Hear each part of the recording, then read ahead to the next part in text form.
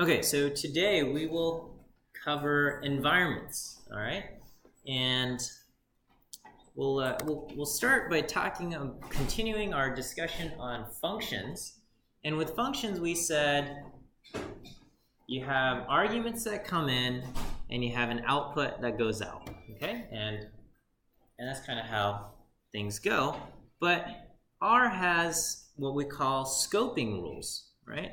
And so here's an example of a function that doesn't adhere to like good coding principles, but it will still work in R because R is, very generous and forgiving when it comes to these issues.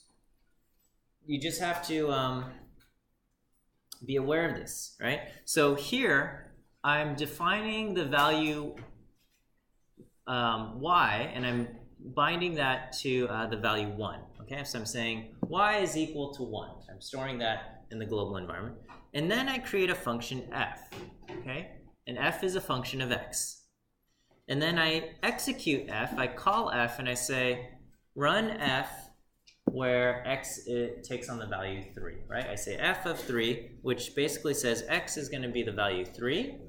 And so inside the function f, it says, okay, I've got an x is 3, and I need to add y.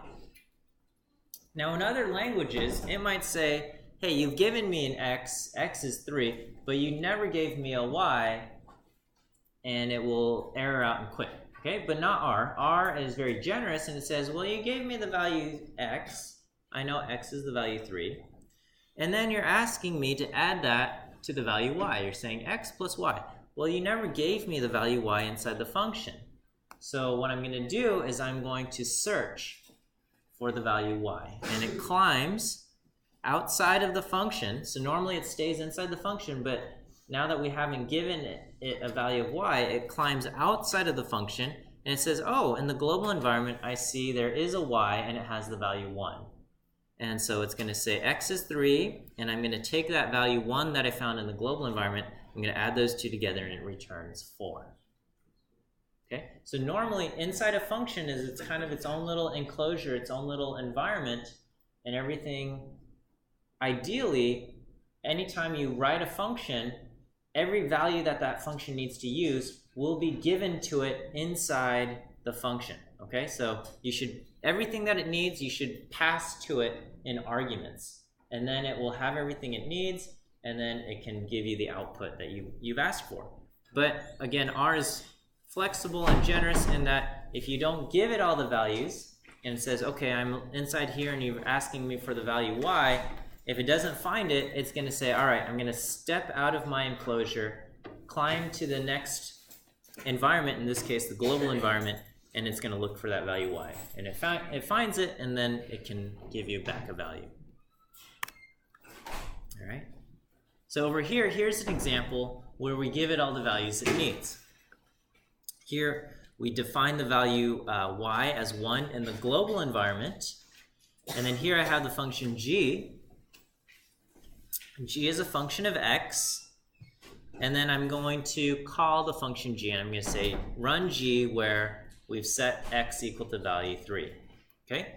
And so inside the function g, when we call it and run the code inside g, it says, okay, you know what? We're going to assign the value 2 to y, and we're going to do x plus y. Okay? It says, well, x is the value 3, and I'm going to add y. And now that it's inside its own little environment, it looks around and says, oh, right here I've got y equals to 2. So it takes the 3, it adds the 2, and it returns a 5. Okay? The y that's inside the function, inside this environment, we call this the execution environment. The y that's inside the function does not interact with the y that's in the global environment. The y in the global environment still has the value 1. We've said y is 2, but that's only inside the environment that we've created for the function. So the function is self-sufficient here, and it's going to do 3 plus 2, and it returns 5. So even if this y did or did not exist in the global environment, or whether it had the value 1 or something else, it's going to run, and we have the value, the function runs, and we'll get the value 5 here. Does that make sense? Okay? So we can think of the variables that are defined within a scope or within a function to exist only in that scope and only for the duration of that scope. If variables exist with the same name outside the scope, those are separate and they do not interact with the variables inside the scope, nor are they overwritten. So I'll just say the stuff in the global environment and the stuff inside the function, they don't interact. Okay? So you can think of the function as its own separate environment, and the only way the stuff inside the environment communicates with the outside world is via the arguments that come into it and the output that goes out. Everything else stays inside its own environment. So for example, if you were to run the command rm list equals ls, this is how we would clear everything out in the global environment. If you were to run that command inside the function, and that's not a good idea, by the way, if you run it inside the function, what it will do is it just deletes everything in the environment of the function. Okay? So the stuff going on in the function, all of those values get deleted or removed, but it doesn't affect anything in the global environment. Right? The only exception to this is the dangerous operator, the superassignment operator, where we have kind of the double arrow. And this explicitly tells R, you know what, go to the higher environment. Don't look for the thing here in this environment, but go to the higher environment, okay? And that's one way you can interact with a higher environment. And I hesitate to tell you about this because it's like dangerous, right? And I'll give you like a bunch of examples, and we can kind of talk through and reason through how this works and how it affects, you know, higher environments, and we'll go through examples of this. But in general, the rule of thumb is don't use this thing, okay? This just makes your life confusing and harder, but we'll talk.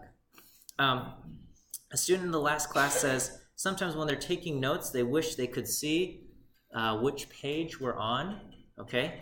And then, you know, I'm putting my face here down so you can't see that number. But if you want to know what slide we're on, you can also look up in the address bar, and there's like a little number there, and that changes as we flip through the slides. So if you're trying to say like, oh, he said something on slide 3, you know, you could write that, okay? Even though I know it's here, but we can't see it, okay? So,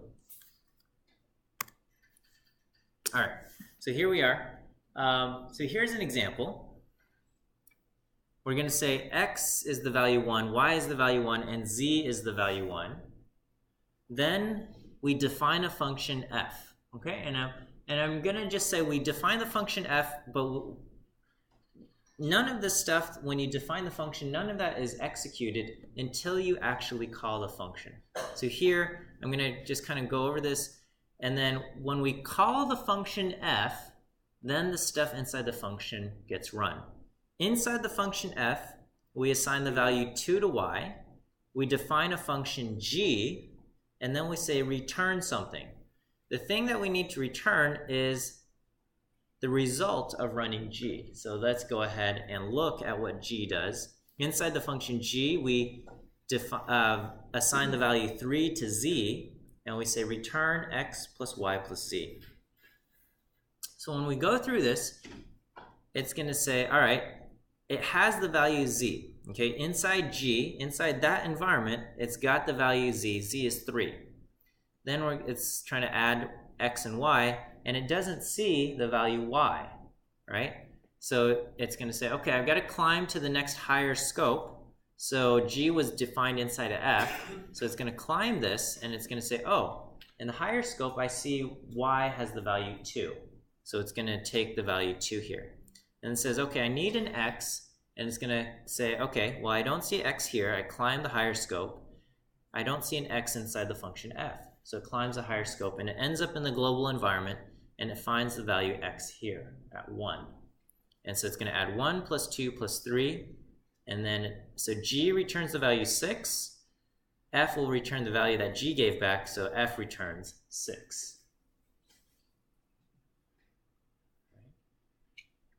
So again, it gives the value, z is 3 inside of g. It can't find y, so it climbs the higher scope and it finds the 2, and it takes y as 2, and then it looks for x, and it has to search 2 higher scopes, and it finds the value x, and it takes the value 1. Okay? Because it finds the value y here, it doesn't take the value 1 for y. So it does 1 plus 2 plus 3, and it gives back 6. And then if we ask, what is x and y and z? It prints back x, y, and z. These are unaffected by the values inside the scopes down here, so the values of x, y, and z are still 1, 1, and 1. Is that okay? All right. Let's look at this. So again, we define x, y, and z as 1, 1, 1. And then inside the function, we define the function f, and then we execute the function f. Okay? When we execute the function f, the first thing we do is we assign the value 2 to y, except it's not regular assignment, it's super assignment. So this means don't assign the value 2 to y here, but climb to the next higher scope and assign the value 2 to y there. So keep searching until you find it, and it finds the y up here, and it changes this value to 2 in the global environment. It changes this one to 2. Okay? Then it says, we define the function g, and it says what you need to return is what g returns. So we execute g. When g gets executed, it says assign the value 3 to z in a higher scope. So it goes up, it says I don't see z here, so it climbs up to the highest scope, and it says, okay, I found the z, and we're going to assign the value 3 to it. Then it returns x, y, and z. So again, z has to go to the top scope, and it finds the value 3. Y climbs to the top scope, it finds the value 2, and x, it climbs to the top scope, and it finds the value 1. It adds those 3 together, and we get 1 plus 2 plus 3, and it returns 6. All right, is that okay? And if I asked R, what is the value of x, y, and z, what are those values now in the global environment? What are the values of x, y, and z in the global environment? 1, 2, and 3. Okay, so if we ask, what is the value of x, y, and z? They have the values 1, 2, and 3 in the global environment because the super assignment climbed up the scopes and changed those values up there. That's okay? All right, let's take a look at some other things here. All right, so here we're going to define x, y, and z as 1, 1, 1, 1 in the global environment. You know what? Let's not put it on the slide, but we'll.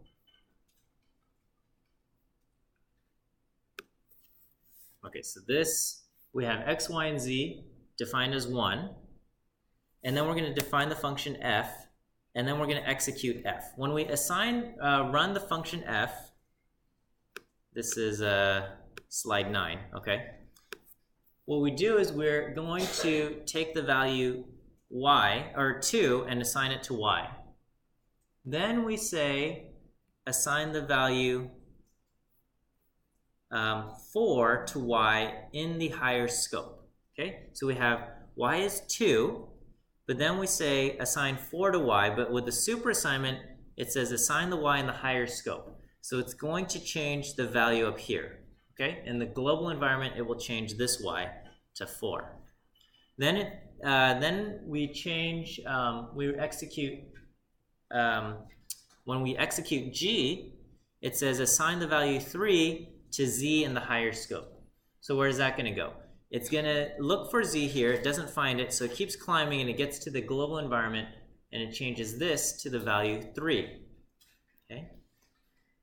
And then it says return the value of x plus y plus z. Okay? So when it looks for x, where will it go? It goes to the global environment, and it finds 1, right? When it climbs the scopes, and it doesn't find it until it gets up to here. When it asks for the value y, what will it find? It looks for it here. It doesn't see a z. So, it doesn't see a y. So it climbs to the next scope, and what does it find? It finds y is 2. Okay, in this scope, y is 2. And so it will take the value 2 for y. And then lastly, it's looking for the value z. And again, when you use the super assignment, it basically tries to keep climbing the scopes until it finds it. And so when it looks for z, it's not going to find it here, because here we used super assignment, and it comes here and it doesn't find a z, and it gets to the global environment and it finds the 3. So what it returns is it's going to return the value 1 plus 2 plus 3. When we execute f, it returns the value 6. Okay? So again, when you use this super assignment for, it skips over the y that's here. We define a y as 2 inside the function f, but then when we use super assignment y at 4, this 4 doesn't change this y. It keeps climbing the scopes until it finds a y, and it changes that y. So it changes this y to the value 4. So if I ask what is the value of x, y, and z, what are those values? Those values are 1, 4, and 3, okay? So it returns 1 plus 2 plus 3 because this y finds the y right here in function f. But then this command 4 gets assigned to the y in the global environment. And same with this z. The z super assignment to 3, it's going to climb the higher scopes until it finds that z and changes that z to the value 3. So when we execute f, we get the value value 1 plus 2 plus 3, and we get 6. And when we ask what is x, y, and z, they are actually 1, 4, and 3. Okay, so the next slide, this would be slide 10. Let's kind of take a look here. So here I define x, y, and z as 1, 1, 1. Inside f, I have the value y is 2.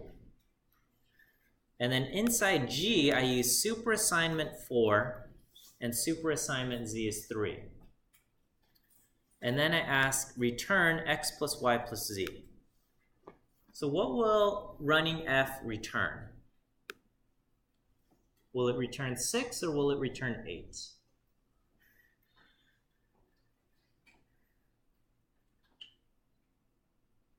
So what does this command do? Y super assignment 4.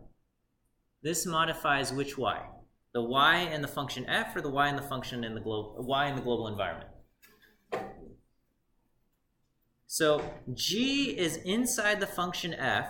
So when we tell it to climb the scope and modify y to 4, it climbs up and it goes into the function f. And it says, oh, I see there's a value y is 2. I'm going to reassign that to the value 4. Okay, so this y changes to 4. The y in the global environment, now that it has found y and changed it to 4, its mission for super assignment is viewed as complete, and it's not going to try to change any of the values of y higher up in scopes. Okay, so this y will actually remain unchanged. When we run this command, z super assignment 3, it's going to climb up. It's going to look inside. The super assignment says, okay, don't stay in this environment. Climb up to the higher environment. It looks inside the function f, and it's looking for the value z. Okay, it's looking for the object z. It doesn't find it, so it climbs up to the higher scope. It's in the global environment. It says, aha, I found z, and I'm going to change the value of z to 3. All right, and so when we return x and y and z, it's going to search for x. It keeps climbing the scopes. It finds the 1 here. It searches for the y. It climbs the scope, and this value in f has been modified to 4, so it's going to be 1 plus 4. And z, it climbs up the scopes, and it finds the value 3 out there. Okay, so executing f, okay, will return the value 8. Is that okay? And what does what are the values of x, y, and z? X, y, and z are the values 1, 1, and 3, okay? Because this superassignment for 4 climbs the scope, goes into F, and changes this y from 2 to 4, and its mission is done. It doesn't bother trying to get into the global environment, okay? So it has modified this y to 4, and therefore the y and the global environment is unchanged.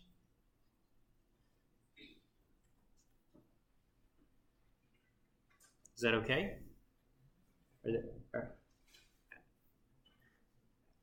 I know some of you guys get it, or at least you're nodding your head like this makes sense. And then others of you, maybe this is like totally confusing and unsettling.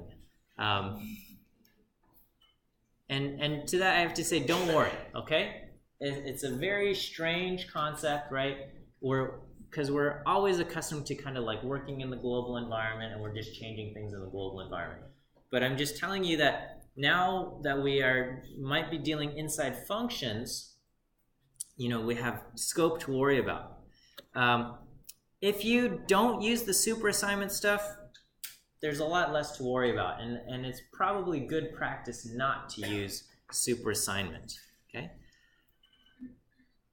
We might wonder where the values of certain things inside the function as it's executing, okay? And so what we can do is, let's say you wanted to run this code, right? This code right here, and you wanted to know, okay, what is the value of y, or what is the value of z at a certain point while the code is running? Like, what is the value of y inside those environments, okay? So what we can do is we can set up breakpoints, right? So here you can't do it inside a R Markdown file. You have to be in a R script. But here I have the code in an R script, and I'm going to set a breakpoint by clicking. So after, to the left of each number, there's kind of like this little margin here. You can click there, and it puts a little red circle, okay? And it says breakpoints will be activated when this file is sourced, okay? So here I've cleared everything out of my global environment. My global environment is empty. And then I'm going to click source, okay? And when I click source, here, you know what? Let me get rid of this. Okay, this function f now has a breakpoint activated, and when I call f, it's going to run. Okay, it's going to run the thing, and what we can see is for my environment, I have this little drop down that has the global environment. It's got x, y, and z in the global environment.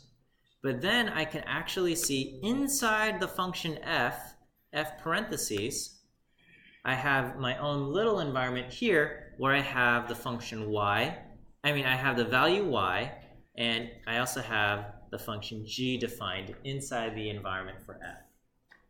Okay? And so now I can say, okay, well, what is the value of y, and so on and so forth. And then if I click continue, then it finishes the thing. So maybe I was like, okay, well, I didn't quite understand what just happened there. So I can set other breakpoints here, and we'll source this. And we have some breakpoints defined, and I can run f.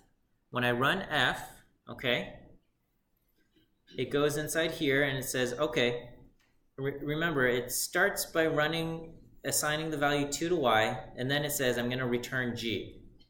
Only when it says return g does it begin to execute g. So right now g has not yet been defined, or doesn't have its own environment. But then I click continue, and it will go on to the next breakpoint. So it goes into the code for g, and it reaches this point here. Okay. So if I go into g, we can see that inside g we don't have any values yet defined. It has executed this code already, y superassignment 4. So what is this going to do? It's going to affect the value in f. We can see the value in f, the y there, has now been changed to 4. whereas in the global environment, the values of x, y, and z are still 1. Okay?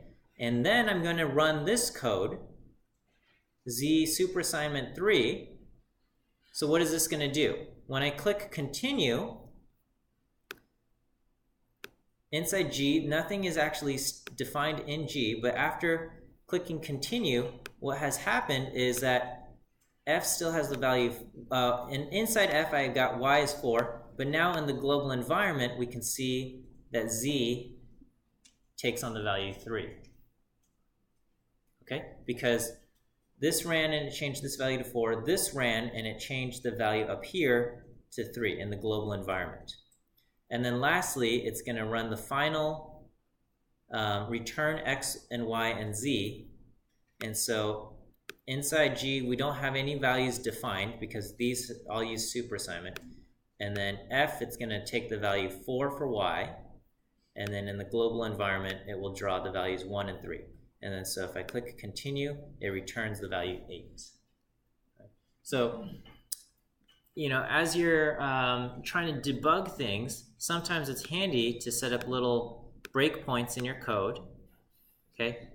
Just by clicking kind of out here in the margin, and it will activate the browser, and you can scroll through the environment that exists. All right. Is this okay? What just happened in this code with the superassignment here, and how this 4 changes this y here, but not the one in the global environment? Okay, let's take a look at one more of these examples. So that would be the next slide, slide 11, okay? X, Y, and Z we say is 1, 1, 1. Here I got Y is 2 and Z is 10. And then I got Y superassignment 4, Z superassignment 3. And then I'm going to ask return X, Y, and Z. What is F going to return when I run this code?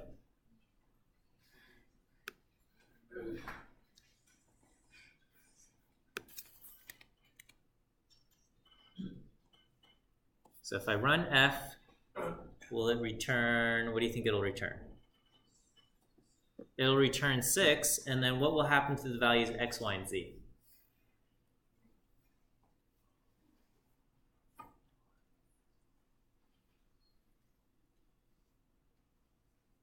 X will have the value 1. We don't modify X anywhere. What will be Y in the global environment? 4, and what will be Z in the global environment? 1. 6 and 1, 4, 1. Okay.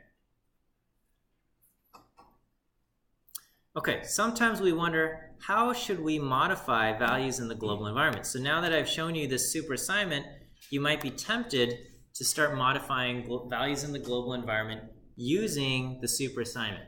And I have to strongly say, don't do that, okay? It's not a good idea. Because as you saw, if you if you run a function from inside another function or something, a lot of times when you're using the superassignment, you're thinking, I'm only going to call these functions from inside the global environment, so therefore when I use superassignment, I'm modifying things in the global environment. But as you saw, if the function is running inside another function, it might not modify the things in the global environment, but it might modify the things in the function that encloses it. Okay, and so maybe things might change. Okay, and so here we've got x, y, and z is 1. Here's the bad function. We change things in the global environment, and then when I execute bad, it changes the values of y and z. X, y, and z to 2, 4, and 5, okay? The function bad itself just returns the value 2. But other values were changed when that function was ran, okay? Instead, if you need to capture the results and modify things, I strongly encourage you to explicitly change the things and instead capture all of those results in a list of some kind. So here, I'm not using any super assignment. I'm saying x is 2, y is 4, and z is 5. And then we're going to capture all of that in a list where we say x is x, y is y, and z is z. Okay? And then, instead, I run the command, the good function, and I store those results in results. Okay? And so if I ask what is the value of x, y, and z, even after running the command function good, the values of x, y, and z are 1, 1, 1. And then I explicitly say I want to update the value of x to results $x, and I want to update the value y to results $y, and I want to update z to results $z, and then we get the values 2, 4, and 5. Why is this way better? It's because here we know exactly where the values are changing, where the values x, y, and z are being updated. That is written explicitly right here in the code. We see this happening here. Whereas over here, the changes of the value y and z happen in this line right here, where we run the command bad. When we run this function bad, this is where the values of y and z change. It's not here because when you define the function, it just says this is what the function will do. The change actually happens when the function is run. And so if you don't have a perfect memory and remember that this is where the change is happening, and you find out later on there's a problem in your code, it's a lot harder to trace down where that assignment happened. Okay? Whereas by writing it out this way explicitly, you find there's a problem, you can say, okay, the change to the value of y happened right here in this line. Okay, and it's a lot easier to kind of hunt down any kind of errors or mistakes this way. Yes, you do have to write some extra code. You do have to explicitly have a line for capturing that output and then assigning the output to new values. Okay, so yes, it's a few extra lines of code, but in the long run, when you're trying to figure out where you made a mistake, okay, because if you didn't get it right the first time, you're going to have to go back and try to find out where you made your mistakes. If you have it happening inside a function, because with super assignment, it's a lot harder to figure out that the mistake happened in this here than when you're explicitly defining the assignment operations. Okay, so someone on Piazza had posted, how do I get my update function on the tic-tac-toe to update the object? Technically, yes, you could do super assignment, but I strongly say don't do that. Okay, run your function, capture that output, and then take that output and overwrite the old state with the new state values.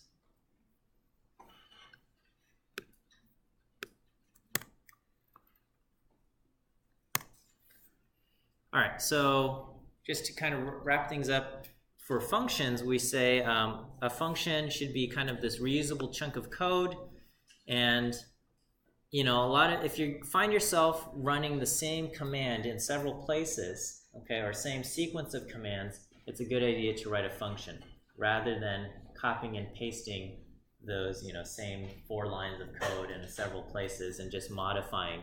You might say, okay, I need to do this for this thing. And then you say, well, that works, so I'm going to copy and paste it, and I'm going to just change like 3 of the values, and then run it again and again. If you're going to do that, it's a good idea to make a little function to say, okay, these are the 3 values I need to change. This is how the function code runs, and then return that stuff. So that if you need to make a change later, you just have to change it in one location, then try to find out where you copied and pasted everything. All right, let's talk environments, okay? Environments are the data structure that powers scoping, and the job of the environment is to just bind names, such as A, B, C, D, or just other names that you're using to actual values, okay? So here, if we're assigning values to certain names, this is kind of what the picture looks like. The name points to that value somewhere in memory. Every environment has a parent environment. Okay, and this is how the scoping works. Inside this environment, we've got the names A, B, and C, but maybe you ask for the name D. Well, what it does is if it doesn't find it in the current environment, it goes to the parent environment and looks for that name. So we can indicate the parent environment using this black dot. Okay. And every environment has a parent environment until you climb kind of the ancestral tree of environments until you get to the empty environment, and that is the kind of the ultimate ancestor. That's the only one that doesn't have a parent. All right, so we've got the global environment. That's the one that you're normally working with. The global environment's parent is the last library that you load into R. Now, if you didn't load any libraries into R, it'll probably be like some base package or something. Okay. The base environment is the environment of the base package. It's kind of the last environment, and the base environment's parent environment is the empty environment. So this is kind of the last one. The empty environment is the ultimate ancestor of all environments, okay? And environment is the current environment. So in R, if I say, what is my environment? It's going to say you are in the global environment, okay? And then if we use the command search, this will provide the search path, and this shows all of the parent environments. Okay, so it says right now we're in the global environment. The parent of the global environment, I loaded dplyr and ggplot, but before that it was just RStudio, and the parent of RStudios is package stats, and it keeps going all the way up until the base environment, which is package base. Okay. So if you ask what is the search path, it will say something like this. So you've got the global environment, you've got all of your libraries, and then you finally get to the base environment and the empty environment. And then so if you load a new package with library, it's going to insert itself somewhere in here. Okay. So if I say library, I don't know, what's a package that I want to use if I use ISLR, okay? Then we can see that package that I loaded, the last library that I loaded shows up in between the global environment and what was previously there, okay? So previously the last package I loaded was dplyr, and then if I load a new package there, it inserts itself between the global environment and then the other last package, okay? And so as far as the search path goes, it just keeps inserting. Each library will insert itself in the search path right here. Okay, this is really where the environment stuff is important, is when we're talking about functions. Okay, functions have enclosing environments, binding environments, execution environments, and calling environments. Okay, the enclosing environment is the environment where the function is created. The binding environment is where the name of the function exists. Most of the time when you write a function, the name and where you've created that function will both be in the global environment, and so the naming and the binding, the binding environment and the enclosing environment will be the same environment. That's usually the case. There's a few exceptions, but that's pretty much it, okay? When you run the function, it creates an execution environment, which is just this temporary location where the values exist during the execution of the function. After that function is finished running, that execution environment disappears, okay? And then every execution environment has a calling environment to kind of specify where the function was called from, okay? All right, so yeah, again, the key part is most of the time the enclosing environment and the binding environment is the same. The binding environment is where the name exists. The enclosing environment is where the function was created. Most of the time it's the same. So here, if I define y as 1, y is a value in the global environment. It's a name in the global environment associated with the value 1. F is a function that I'm creating. The name f exists in the global environment, so this would be the binding environment, is the global environment. But because the function was created in the global environment, the function's enclosing environment is the global environment. So the binding and enclosing environment are both the global environment for the function f. There's only a difference when we worry about packages, okay? So if you're not going to be creating packages, you don't have to worry about this. But enclosing and binding environments will differ during packages so that the functions created in one package will not interfere with functions that might have the same name in another package, okay? But again, we won't have to worry about it. Probably the most important line on this slide, slide 24, is that 99% of the time you don't have to worry about this. Most of the time, enclosing and binding environments will be the same. Okay, we'll talk execution environments, and then I'll take attendance at the end of class, okay? So let's look at a simple function here. We're going to create the function h. Inside h, we're creating the value a and assigning it the value of 2. Hang on, you guys, just a few more minutes, okay? And then we're going to return the value x plus a. And so here we're going to call the function h, and we're going to say we're going to run h with the value 1, and we're going to store that output to y. So what does this look like? Okay, so we've called the function h with the value x equal to 1 right here. X is equal to 1, and so right now in the global environment, h exists. This is what we've created. And then x is bound to the value 1 inside the execution environment, okay? When we run h with x equal to 1, x equal to 1 does not get created in the global environment, okay? When the function runs, it assigns the value 2 to a, and that happens inside the execution environment only. Finally, the function adds those two values together, x and a together, and it gets 3. And so it returns 3, and that value of 3 is assigned to the value y. Okay, so the output of that function running gets bound to the name y, and so we get the name y being bound to the value 3. Okay, so this execution environment exists with x and a, but then as soon as it's done running, it disappears. Okay, and then lastly, the calling environment is the environment from where the function was called. So if you call a function from inside another function, then technically that function is the calling environment, and we can use that if we were going to do dynamic scoping or something, but probably not something we have to worry about. Okay, are there any questions on this stuff? Okay, so we'll end here, but then let me take attendance. So we're just changing it up by taking attendance at the end.